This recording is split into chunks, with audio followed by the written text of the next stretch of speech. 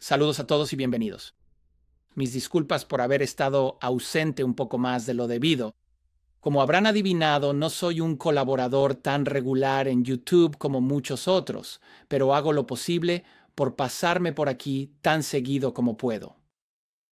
Actualmente, estoy tratando de terminar las ediciones del segundo volumen de mi historia sobre los OSN, es decir, objetos sumergidos no identificados, y siempre hay otros proyectos que requieren mi atención.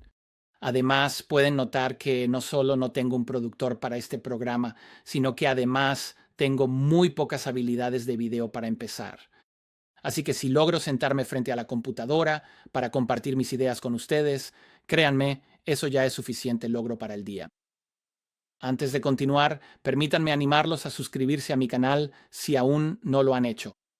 Y si después de escuchar suficiente de este video decides que te gusta, por favor, no dudes en darle al botón de me gusta y compartir este video. Ahora, al pensar en el estado actual de la comunidad OVNI o UAP, hay algunas cosas que me llaman la atención. Primero, me sorprende lo rápido que nos está llegando la información. Eso no tiene discusión. Pero por otro lado, cuán poca de esa información realmente trata sobre el fenómeno en sí. No me malinterpretes, mucho de lo que está saliendo hoy en día es fascinante y vale la pena hablar de ello. Gran parte de ello sí trata sobre el fenómeno. No estoy diciendo que nada de eso lo haga. Muchos de los denunciantes recientes han dicho cosas bastante impactantes al respecto, siendo Matthew Brown solo el más reciente de ellos. Pero gran parte de la conversación en la comunidad UAP, según mi perspectiva, se centra ya sea en ataques a la credibilidad de las personas o en la defensa de su credibilidad. Recibes tu dosis de predicciones poco útiles y probablemente inútiles, siendo 2027 la más reciente de ellas. De nuevo, solo te estoy dando mi opinión aquí. Puede que no estés de acuerdo. Hay muchas discusiones sobre los esfuerzos de divulgación en el Congreso, o mucho de lo que simplemente parece ser peleas internas dentro de la comunidad. Egos, discusiones, a veces se siente como si estuvieras viendo a un perro persiguiendo su propia cola. Es como si estuviéramos obligados a perseguir cada nuevo titular que aparece, buscando esos clics y likes, y no creo que eso sea especialmente útil. Aprendemos si hay información ahí, pero también hay mucho ruido y desafortunadamente muchas cosas pasan desapercibidas. En un entorno así, y una de ellas es que siempre parece que estamos persiguiendo algo. Cuando vamos tras esa última novedad, podemos olvidar. Lo que de hecho es una base muy poderosa y sólida que se construyó durante muchos, muchos años y décadas antes de que siquiera existiera Internet, y mucho menos las redes sociales. Así que hablemos sobre la recuperación de accidentes. Por ejemplo, hemos escuchado mucho sobre la posibilidad de recuperaciones de accidentes, la posesión de tecnología y biológicos alienígenas, como señaló David Grush. Pero noten que toda la atención, o digamos la mayor parte de la atención, se centra en los informantes militares contemporáneos como David Grush o Lou Elizondo, quienes han hecho tales afirmaciones. Es válido, es perfectamente válido, pero hay algunos efectos secundarios desafortunados. Principalmente, como digo, tiende a dejar de lado 50 años de investigación privada. Simplemente lo deja todo de lado. Y un problema es que al ignorar todo este trabajo previo, es mucho más fácil para los escépticos casuales descartar las afirmaciones de los militares contemporáneos como infundadas o, en el peor de los casos, como algún tipo de desinformación o una operación.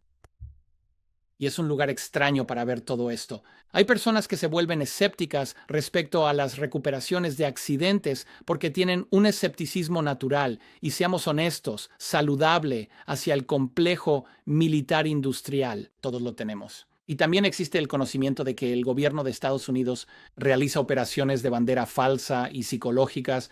Todos lo sabemos, ya es noticia vieja. Así que la tendencia, esto me resulta algo extraño, de personas cuyo escepticismo hacia el gobierno hace décadas las habría hecho más abiertas a los ovnis y recuperaciones de accidentes. Esas mismas personas ahora a veces toman el camino opuesto y debido a su desconfianza hacia el ejército y el gobierno, ahora suelen estar igual de inclinadas a dudar de los ovnis y de las recuperaciones de accidentes, porque proviene de alguien que está asociado con el gobierno. O al menos, como mínimo, dudarán de que los ovnis o los UAP sean algo genuinamente anómalo y proveniente de fuera de nuestra civilización. Ahora, permítanme decir que creo que eso es mucho más fácil de hacer si no se conoce la historia de la investigación sobre este tema. Si no has estudiado los libros antiguos de personas como Donald Keyhoe o James y Coral Lorenzen o Edward Ruppelt y muchos otros. Ellos fueron los verdaderos pioneros. Trabajaron en una especie de edad de piedra relativa, enfrentándose a todo tipo de oposición por parte del gobierno de los Estados Unidos y del establishment en general, pero eran como un perro con un hueso. Sabían que tenían algo y se mantuvieron tenazmente en este tema, y somos mucho más afortunados por ello. Así que ahora el tema de la recuperación de ovnis estrellados tiene su propia historia dentro de la historia más amplia de los ovnis. Tienes una situación en la que durante décadas has tenido esto. Un grupo dedicado de investigadores ha estado reuniendo lo que creo que indudablemente podría ser la historia más explosiva o una de las más explosivas de la historia humana. Ya sabes, la recuperación de vehículos extraterrestres estrellados por parte de gobiernos mundiales, particularmente por el gobierno de los Estados Unidos. La historia de la investigación sobre la recuperación de ovnis estrellados realmente comienza a finales de la década de 1970, cuando Leonard Stringfield, quien era un investigador de ovnis muy respetado, decidió abordar un tema que, ya sabes, todos sus colegas en ese momento realmente evitaban. Antes de Stringfield, esto era un accidente. Los platillos estrellados eran como un tema marginal dentro de un campo ya de por sí marginado. Esto tenía mucho que ver con el público. El desacreditamiento del tema viene desde como principios de la década de 1950. De hecho, hubo un libro que trataba sobre el accidente de Aztec en 1948. El autor en ese momento se llamaba Frank Scully y su libro fue desacreditado de manera feroz y realmente injusta, pero fue muy efectivo. Así que como resultado de eso, durante los siguientes 25 años, simplemente no se investigaron recuperaciones de ovnis estrellados. Por cierto, el trabajo de Scott y Susan Ramsey, a quienes considero amigos, hizo mucho para rehabilitar ese accidente de Aztec. Y si no estás familiarizado con su trabajo, te lo recomendaría en cualquier momento. Pero, de todos modos, en aquel entonces, en los años 50 y 60 y durante la mayor parte de los 70, todas las historias de recuperación de accidentes fueron supuestamente desacreditadas. Pero luego viene Stringfield y allí está Leonard Stringfield. En 1978 presentó un artículo revolucionario.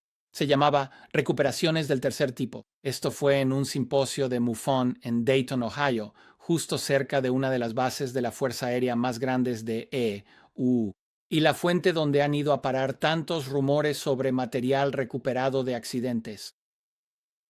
Así que lo que hizo Stringfield en ese entonces, en 1978, fue realmente el primer intento sistemático de documentar afirmaciones sobre recuperaciones de ovnis estrellados y, digamos, la custodia gubernamental de cuerpos alienígenas.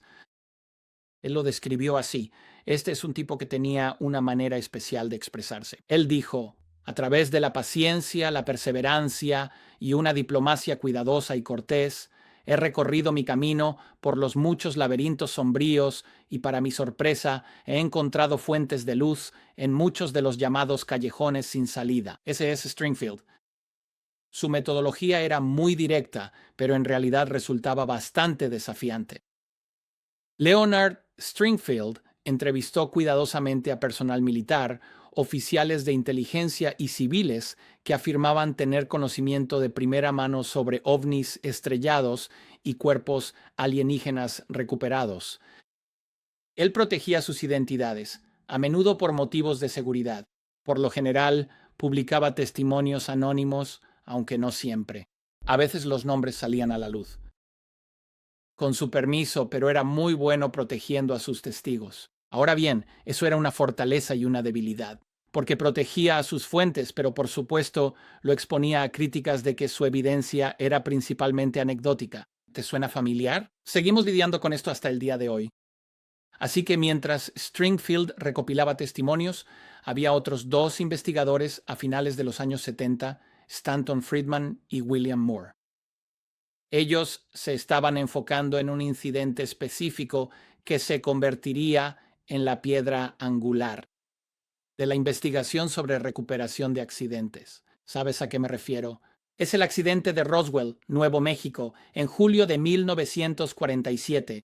Y Friedman realmente, ya sabes, Stan hizo mucho trabajo sobre esto y junto con Bill Moore eso culminó en un libro de 1980, El incidente de Roswell, que realmente llevó el caso a la conciencia pública por primera vez.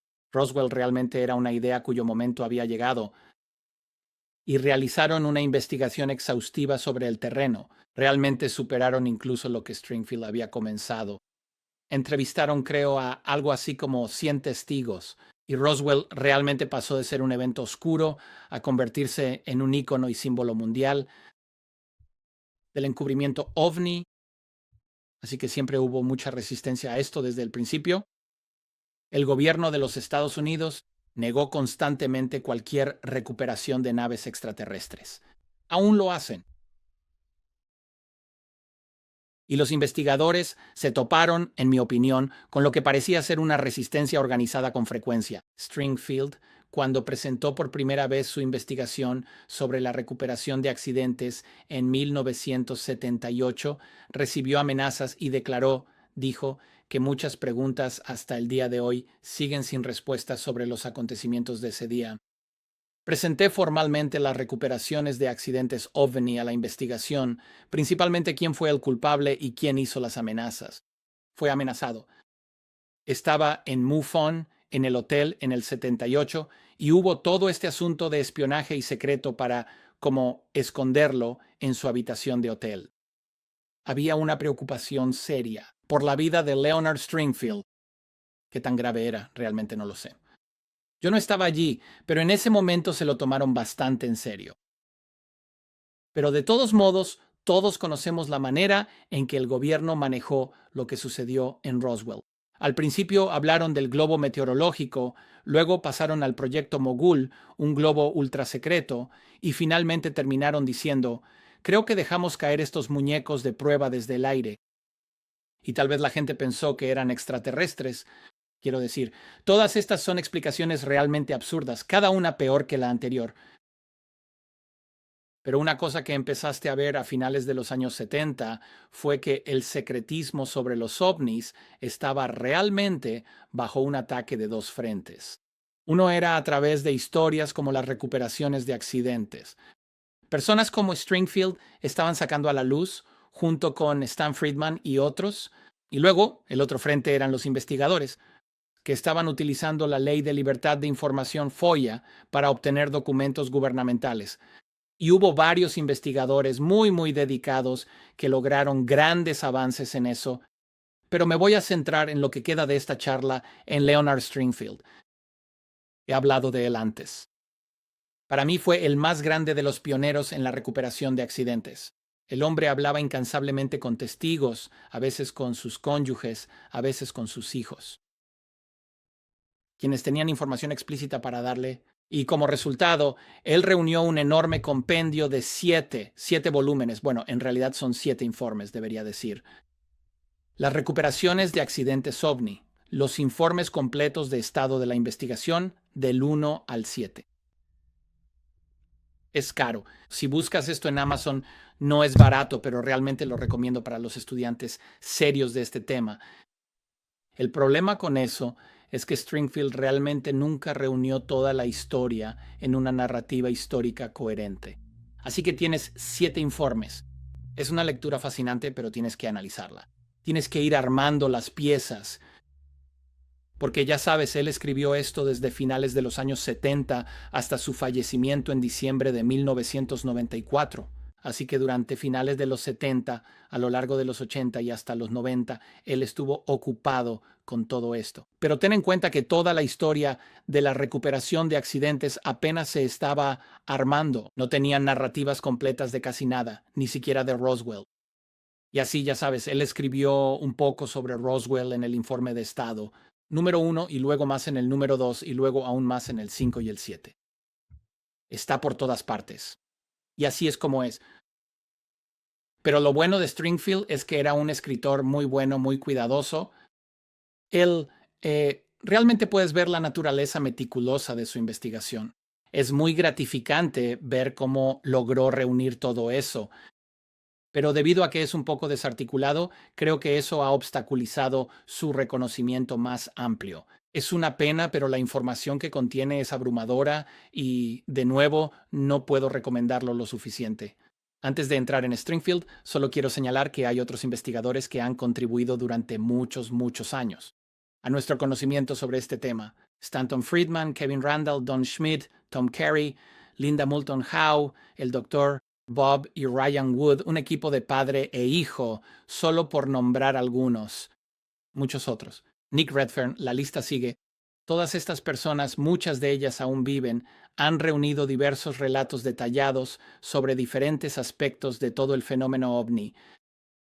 El síndrome de recuperación de accidentes, como solía llamarlo Stringfield, así que lo que quiero hacer aquí es resaltar solo una pequeña parte del trabajo de Stringfield. En realidad, su trabajo sobre Roswell en 1947. Aunque solo mencionaré aquí, Stringfield obtuvo información sobre una amplia variedad de aspectos relacionados con la recuperación de ovnis accidentados.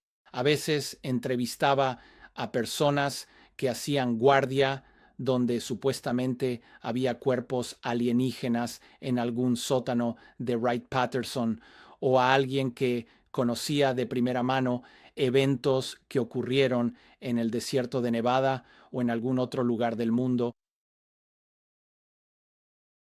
sobre la llamada Sala Azul en Wright-Pat, ya sabes, donde se decía que se almacenaban artefactos alienígenas. Stringfield realmente obtuvo esta información de una amplia variedad de fuentes, y como verán, a medida que hable de esto, verán muchas de las formas en que él la consiguió.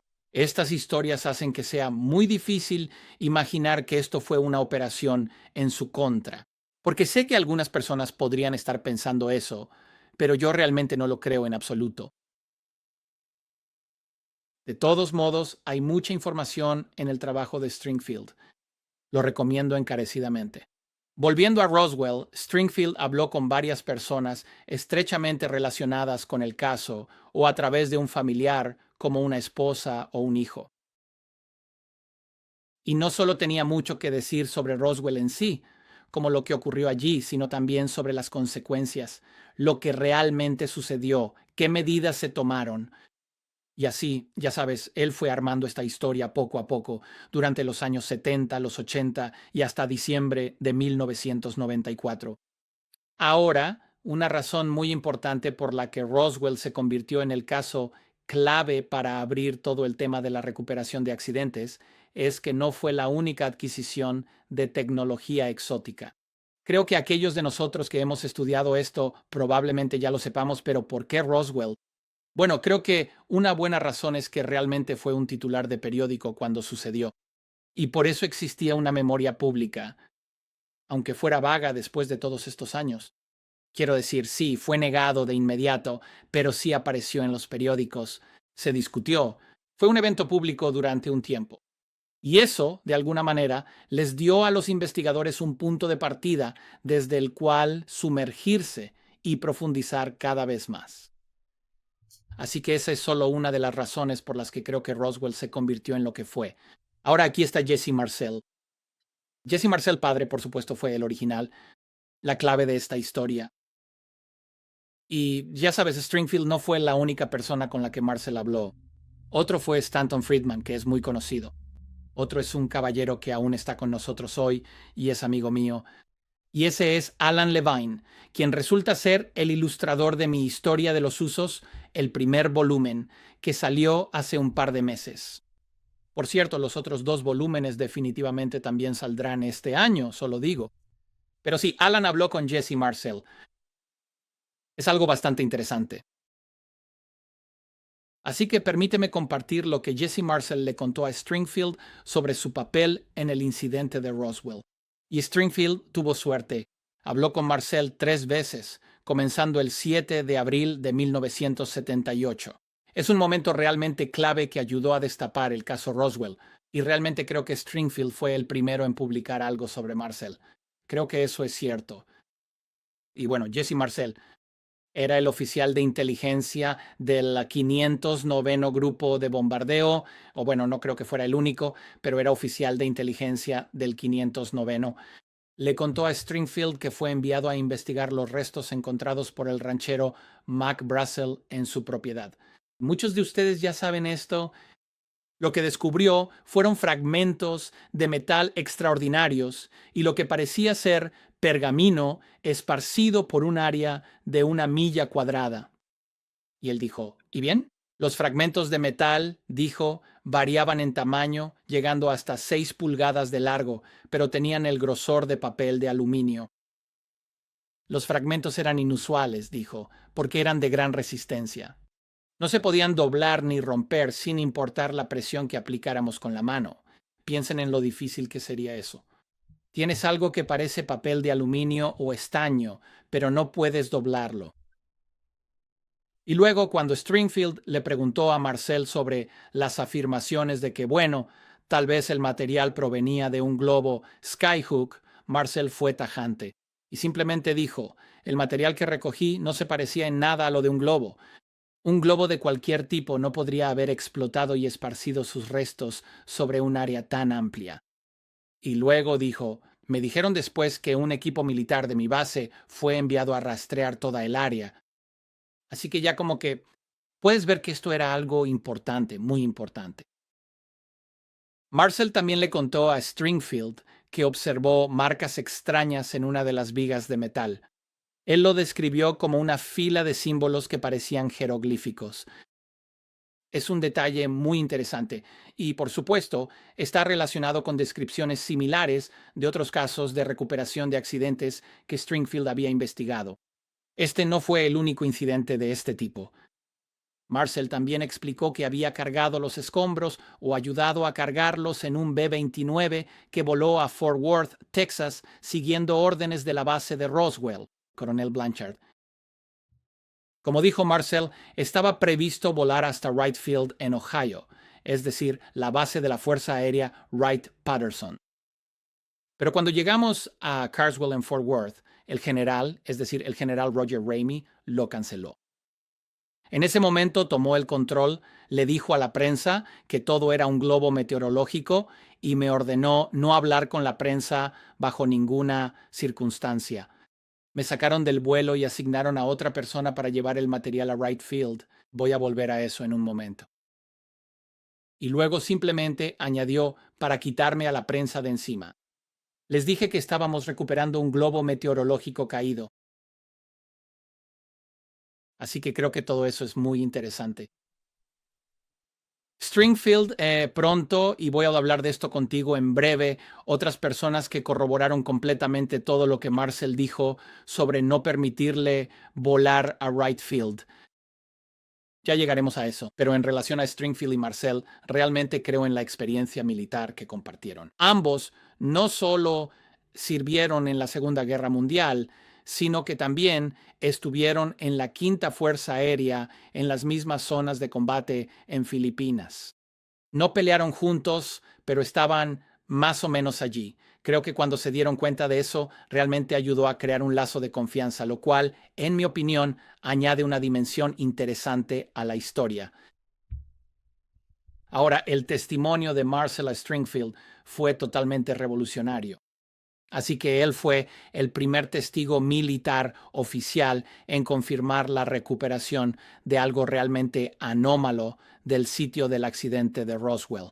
Básicamente se rompen décadas de silencio sobre uno de los casos ovni más importantes de la historia, pero hay más. Stringfield se reunió con esta mujer. Esta es una conexión realmente interesante aquí. Esta dama se llamaba Sappho Henderson y creo realmente que su conexión con ella resulta significativa. Así que ella era la esposa del capitán Oliver Wendell Henderson. Su apodo era Papi.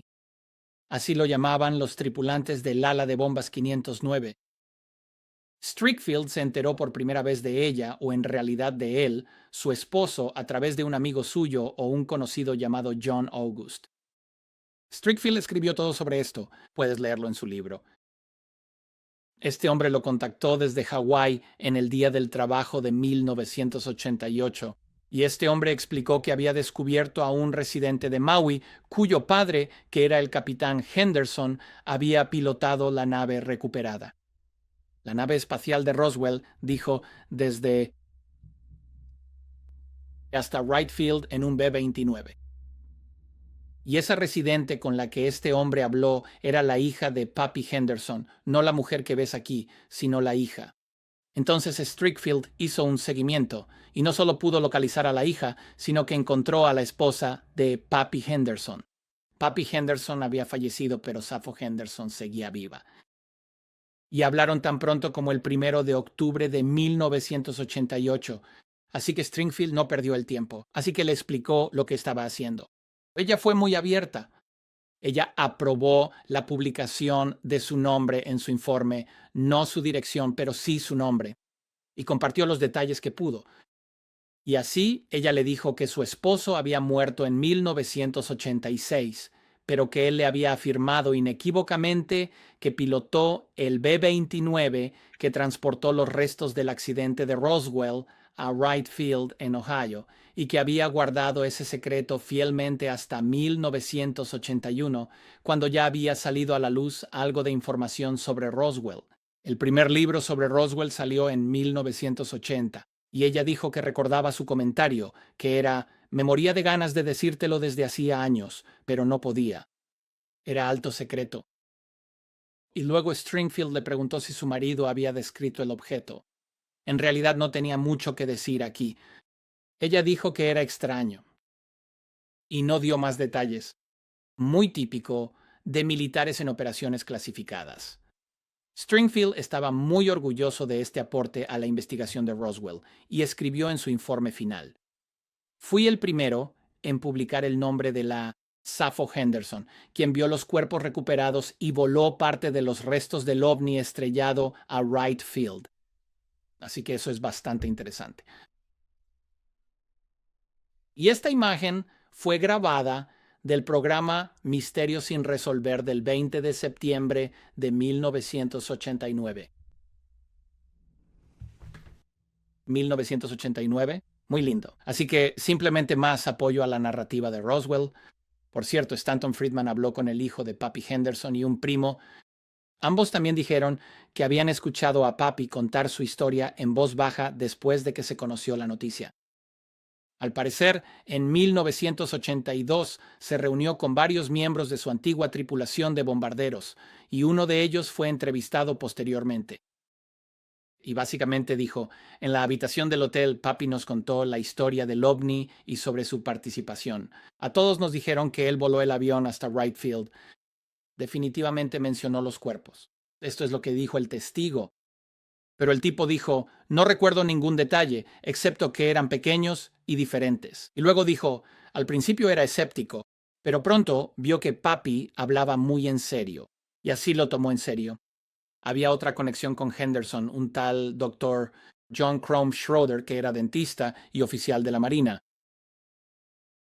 Y Stringfield escribió sobre él. Solo dijo que recordaba claramente a Henderson hablando de su vuelo al jardín derecho con los restos del saucer. Estas son las palabras de Stringfield. Y él. Y luego Crome Schroeder dijo que se recuperaron los cuerpos, pero no estaba seguro de si Pappy Henderson los había visto. No podía recordarlo. De todos modos, aquí hay muchas conexiones interesantes. En realidad hay mucho más que eso, pero voy a pasar a este testigo. Se trata de una señora llamada Beverly Bean. Esto es de una entrevista de 1991, así que estamos retrocediendo un poco. Se hacía llamar Bev. Ella dio un testimonio interesante sobre su padre. Su padre era Melvin Brown, quien fue sargento de personal en el 509 Grupo de Bombardeo en 1947. Así que Stringfield escribió sobre ella en uno de sus informes de situación. Creo que fue el número 5 donde habla sobre ella. Y de hecho mencionó en este caso que fue el investigador Timothy Good, otro gran investigador, quien le habló de ella a Stringfield. Y de alguna manera Stringfield y ella empezaron a comunicarse. De hecho, ella le envió a Stringfield copias de los registros militares de su padre, todo eso. Y según lo que Stringfield registró en su informe, su padre, Melvin Brown, más tarde se mudó a Inglaterra. Así que supongo que así fue como Tim Good se enteró de él. Tim es residente del Reino Unido. En cualquier caso, Beth recordaba que de niña, ahora he intentado averiguar cuándo nació, y no lo sé exactamente, pero creo que fue a finales de los años 40. Así que esto es temprano. De niña dijo que su padre ocasionalmente hablaba sobre su trabajo clasificado en Roswell, y dijo que ella se reía cada vez que él describía los cuerpos no humanos. Y entonces él cambiaba de tema. Y eso parece extraño para la gente, como estás en un mundo clasificado, ¿cómo puedes hablar de esto? No creo que siempre fuera la misma cultura en los años 50 y 60 entre los exmilitares. Quizás muchos de ellos, pero tal vez algunos de estos otros individuos, no tengo la impresión de que fuera uniforme, que todos fueran increíblemente reservados. Digo esto porque me he encontrado con muchos relatos de este tipo. Él lo mencionaba, cambiaba de tema y luego ella dijo, no fue hasta que ella era adolescente, así que supongo que tal vez a mediados de los 60 que surgieron más detalles, especialmente después de que su padre leyó algún tipo de historia sobre ovnis, y ella dijo que él se veía muy serio mientras contaba su experiencia. Y lo que él le reveló fue que había estado de guardia en el lugar donde había caído un disco estrellado. Él no podía entender por qué los cuerpos tenían que mantenerse fríos si ya había camiones con hielo allí. Él pensaba, ¿por qué tiene que hacerse eso? Aunque a él y a otros les dijeron que se meterían en problemas si veían demasiado, miraron debajo de la cubierta y vieron dos pequeños cuerpos sin vida. Según su hija, él describió los cuerpos como nosotros, pero no como nosotros. Eran más pequeños que los hombres normales. Tenían cabezas grandes y ojos rasgados. Mencionó que parecían amarillentos y dijo que tenían un aspecto algo asiático. Así es como le parecieron a él. Así que es un testimonio bastante interesante. Ese es otro dato más. Como mencioné antes, Jesse Marcel le dijo a Stringfield que originalmente iba a llevar los restos de Roswell. Iba a llevarlos hasta Wright Field en Dayton, Ohio, pero lo detuvieron en Fort Worth, Texas, y lo obligaron a dar a la prensa una historia falsa. Así que Stringfield no solo se enteró de Pepe Henderson, quien aparentemente sí llevó el material a Wright Field, sino que también encontró a dos soldados que acompañaron a Marcel a Fort Worth y luego de regreso a Roswell. Y ellos tenían mucho que decir. Y esto es un verdadero hallazgo. Así que corrobora a Marcel, nos da mayor confianza, diría yo, en lo que Marcel afirmó. Así que hablemos del vuelo extraordinario que Stringfield documentó a través de estos dos miembros de la tripulación. Uno era un sargento de Estado Mayor llamado Robert Schlosser y el otro era un aviador al que solo conocemos como Tim. Así que tenían un B-29. Dijeron que fue llamado inesperadamente para una misión el 9 de julio de 1947, y lo que hizo que este vuelo fuera extraordinario fue la seguridad sin precedentes que rodeaba a esta misteriosa caja de madera, cargada en la bodega de bombas.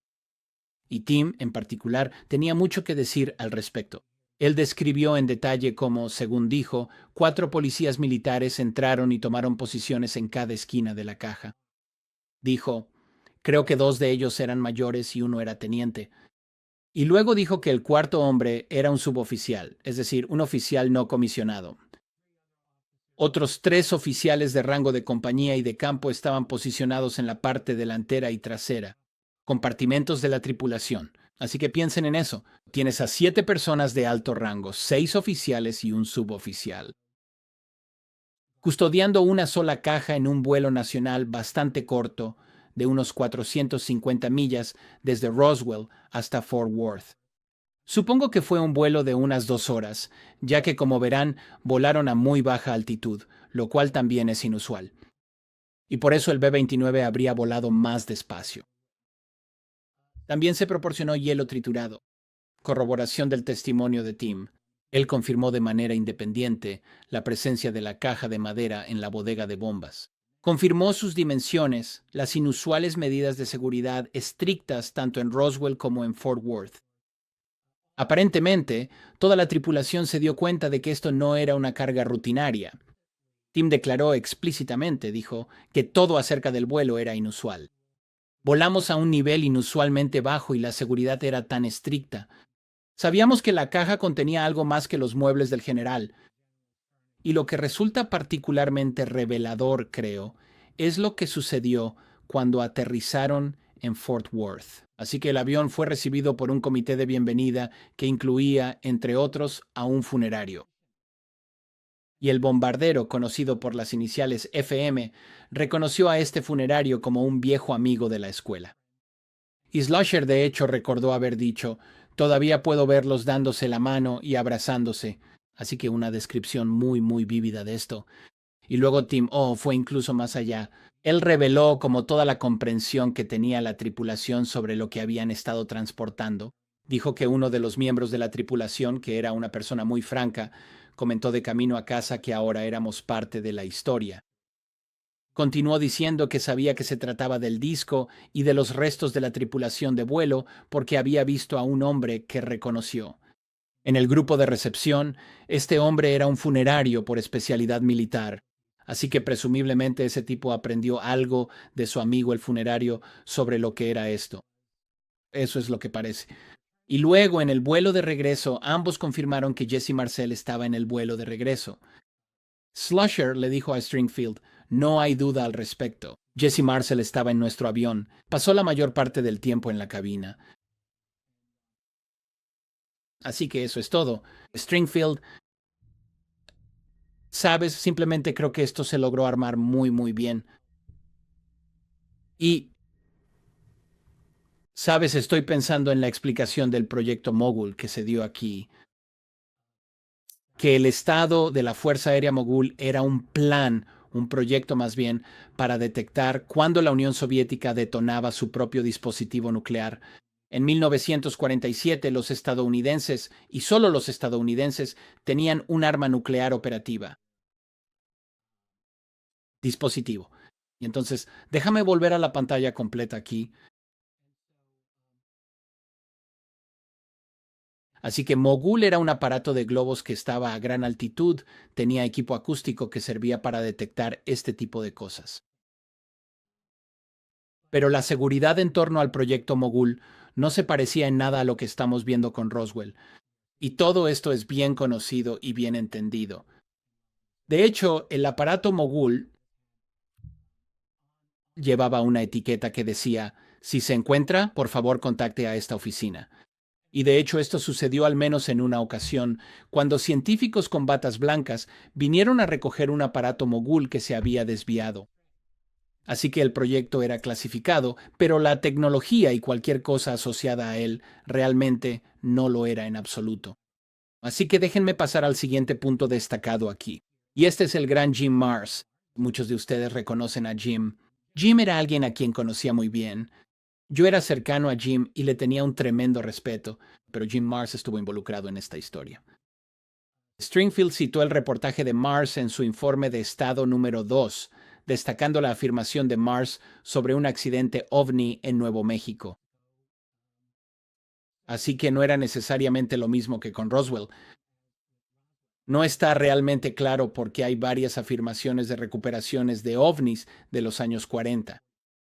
Aparentemente, Mars escribió sobre esto en un artículo del periódico de Fort Worth. Star Telegram del 18 de enero de 1979. Él era periodista.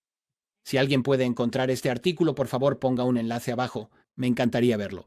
Intenté buscarlo. No pude encontrar este artículo. Pero creo que probablemente fue un buen artículo que Jim Marrs escribió entonces. Ese sería el primer artículo sobre hallazgos de accidentes de ovnis. Valdría la pena encontrarlo. Pero Marrs le escribió a Stringfield a principios de los años 90.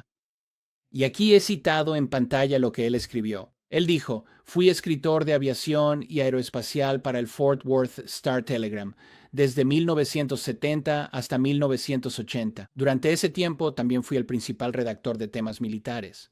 Durante esa década, en al menos 2 ocasiones, conocí a hombres que afirmaban haber estado destinados en la base de la Fuerza Aérea de Fort Worth en 1947. Ambos hombres me contaron cómo los rumores volaban por la base después de que aparecieron varios pedazos de metal extraño. Algunos, cubiertos con inscripciones similares a jeroglíficos, fueron llevados a la base desde un lugar del accidente en Nuevo México. Según se informa, este metal provenía de un artefacto en forma de disco que se estrelló cerca de Roswell, Nuevo México, en algún momento de julio de 1947. También había rumores de que se habían recuperado miembros de la tripulación muertos y que fueron enviados a Wright Field. Eso es bastante asombroso. Y ya sabes, solo agregaría que Jim Marrs estaba en Fort Worth y que por supuesto es donde a dónde fue el vuelo de Roswell por primera vez. Fue a Fort Worth. Así que había una conexión muy fuerte de esa región con el evento de Roswell. Por eso Jim Marrs habría estado en una posición realmente excelente para enterarse de esto. Oye, él estaba escribiendo sobre asuntos militares en la década de 1970. Así que no sería sorprendente que se enterara de los rumores que habrían llegado de Roswell a Fort Worth en 1947 y él se enteró de ello. Hay mucho más sobre el accidente de Roswell. Por supuesto, no estoy aquí para hacer una explicación completa de ese asombroso evento. Ha habido muchos libros destacados sobre esto, no solo los informes de Stringfield, por supuesto, sino estudios completos de investigadores como Stanton Friedman, Kevin Randall, Don Schmidt, Tom Carey y muchos, muchos otros. Así que lo recomiendo encarecidamente si te interesa. Y lean estos libros, hay una cantidad tremenda de información en ellos. Y luego, ya saben, hay otros investigadores que han hecho un gran trabajo en otros aspectos de todo el fenómeno de recuperación de accidentes. Creo que mencioné a Ryan Wood, Linda Moulton Howe, que sin duda ha hecho mucho. Nick Redfern, creo que lo mencioné antes. Grant Cameron, el fallecido Harry Drew, quien hizo un trabajo sobresaliente sobre la recuperación de Kingman, Arizona, en 1953. Scott y Susan Ramsey, quienes trabajaron en el caso Aztec de 1948. Stan Gordon, quien escribió sobre el evento de Kecksburg de 1965 en Pensilvania. El fallecido Art Campbell, quien creo que también trabajó en el caso Aztec. William Steinman también trabajó en el caso Aztec. E incluso Bill Moore y muchos, muchos otros. La historia no es solo Roswell. Ya saben, realmente estamos hablando de todas las recuperaciones de naves OVNI. Es una historia profunda. Ahora quiero decir, lo último que diría sobre Roswell es, parece que en los últimos años hemos dejado un poco de lado el caso Roswell, y tal vez sea solo mi impresión, pero durante tanto tiempo quizás llegamos a sentirnos saturados con Roswell. Fue un tema de discusión enorme. Había investigadores discutiendo sobre ello una y otra vez. Y aunque el caso fue presentado, creo yo, muy bien, es un caso muy sólido. Soy un gran admirador de Witness to Roswell. Creo que ese podría ser el mejor actualmente. El libro allá afuera de Don Schmidt y Tom Carey, pero muchos de ellos son excelentes. Muy detallado, muy convincente, pero aún así, durante todos esos años, había escépticos muy influyentes con credenciales del mainstream, con apoyo del establecimiento, que intentaban desacreditarlos. Y por eso creo que para el público en general no siempre hubo una resolución muy satisfactoria al evento de Roswell, desafortunadamente, pero no lo hemos olvidado. Pero sí creo que los investigadores lo dejaron un poco de lado en favor de otros eventos.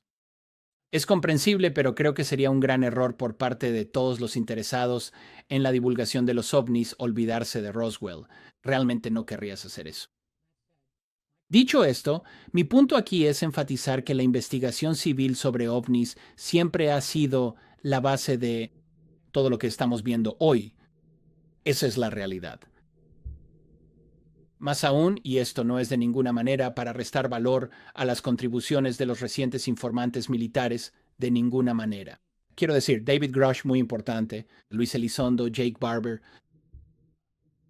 Ni siquiera olvidemos al comandante David Fravor. No es una persona especializada en recuperación de accidentes, pero es un testigo muy importante que ha añadido mucha credibilidad a este fenómeno. Ryan Graves y Matthew Brown. Bob Thompson, que salió del armario recientemente, Fred Baker, Jason Sands, Harold Malmgren, que falleció recientemente, y ya sabes, muchos otros. Y además de eso, no conocemos la mayoría de los nombres de los múltiples denunciantes que trabajan para el gobierno federal o contratistas del gobierno, y de entre 30 a 50 de ellos, que aparentemente han dado testimonio al Congreso. Muchos individuos, todos ellos tienen información importante, cosas que aportar a nuestro conocimiento sobre los UAP. No todos están de acuerdo respecto al testimonio de algunas de estas personas, pero creo que debemos decir colectivamente que es una lista muy sólida y una cantidad de información sumamente convincente.